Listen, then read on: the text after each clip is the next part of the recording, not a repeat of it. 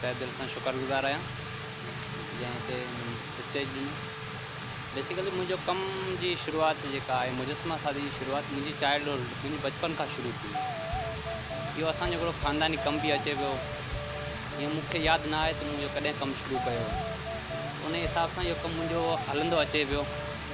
Basically मूंखे इहा ख़बर कोन्हे त मुजस्मा सादी लाइ भी का फील्ड हूंदी आहे, जीअं ॿाहिराड़ी ते हुअसि मूंखे इहा ख़बर कोन हुई का यूनिवर्सिटी वग़ैरह भी का आहे या को अहिड़ो डिपार्टमेंट आहे जेको इहो कमु सेखारे। कुझु दोस्तनि मुंहिंजी हिन में हेल्प कई, जीअं मुजस्मा सादी जे हिसाब सां आर्ट जे हवाले सां का यूनिवर्सिटी आहे। उन खां पोइ हुते आयुसि हैदराबाद खां पोइ मुंहिंजी एडमिशन थी वई Sindhi university arts and design fine arts.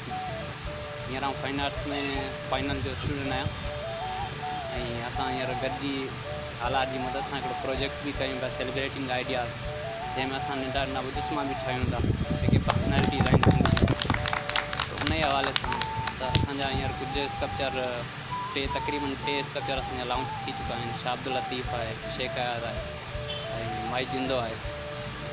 त असांजे बेसिकली असांजे कम जो मक़सदु इहो आहे त स्कल्पचर जी जेका फील्ड आहे हुन में जेके नंढा मुजस्मा आहिनि असांजो बसि हुन में इहो असांजो इहो मक़सदु कोन्हे त असां हिन में का बिज़नेस कयूं।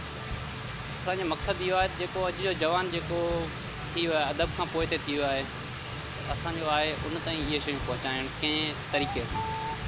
उन लाइ इहा फील्ड मूं चॉइस कई ऐं हिनखे इहा अॻिते आंदो। असां हिन सां गॾोगॾु जेको बायोग्राफी बुक हूंदो आहे उहा बि ॾींदा आहियूं, ऑडियो कैसेट बि ॾींदा आहियूं। जीअं जेके पढ़ी न सघंदड़ आहिनि उन लाइ ऑडियो कैसेट आहे, बायोग्राफी बुक बि आहे। असां इहो ई हलायूं पिया हिन ते सेलिब्रेटिंग आइडियाज़ ते। इंशाल्लाह अॻिते हली करे असां हिन में कुझु वधीक शयूं बि ऐड कंदासीं। जेके यंगस्टर आहिनि जेके कुझु परफॉर्म करे सघनि था या जंहिंमें को बि आर्ट वग़ैरह आहे जेको उहो परफॉर्म करे सघनि, उन लाइ असां हिकिड़ो स्टेज ठाहींदासीं। ऐं असांजी कोशिशि इहा आहे त अॻिते हली जेके यंगस्टर आहिनि उन्हनि खे का स्टेज जेके अॻिते जेको नथा जेके न अची सघनि उन लाइ असां हिकिड़ो स्टेज ठाहिण जी कोशिशि पिया कयूं। उहो कहिड़े बि तरीक़े सां उन्हनि खे अॻिते आणिणो आहे त उहो अॻिते अचनि ऐं पंहिंजो फन या इहे हिकिड़ो सेलिब्रेटिंग आइडियाज़ जे ज़रिए अॻिते उहो आणनि। तव्हां सभिनी जी महिरबानी।